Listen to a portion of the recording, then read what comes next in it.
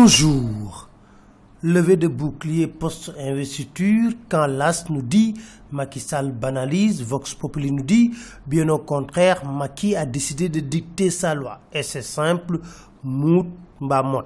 Mieux, il a sorti le sabre en guise d'exemple.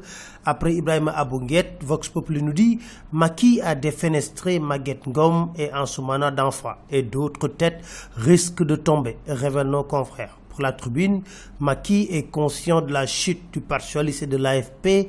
Pour nos confrères, le départ de Khalifa Sall et Malick Gakou ont grandement impacté sur les envergures de ces partis, raison pour laquelle il a dû en tenir compte en leur octroyant au Parti socialiste moins de 30 sièges, à l'AFP moins de 20 sièges. Ce qui ne plaît pas à Moustapha Diakhaté qui estime que l'AFP ne devrait pas avoir que 6 investis dans la tribune. Pendant ce temps, l'Observateur nous parle d'une réunion houleuse des alliés du président regroupés dans Macky 2012.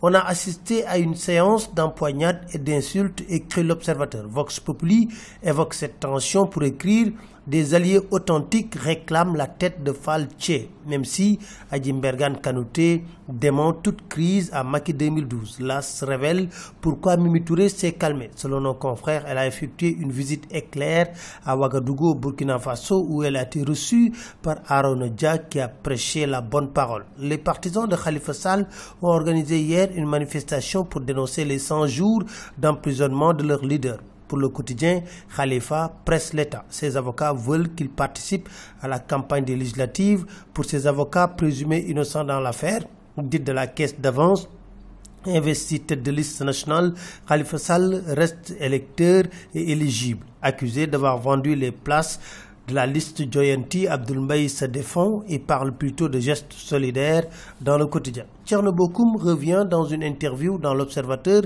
sur sa non-investiture. Il déclare « Je suis surpris par l'ampleur des réactions sur ma non-investiture ».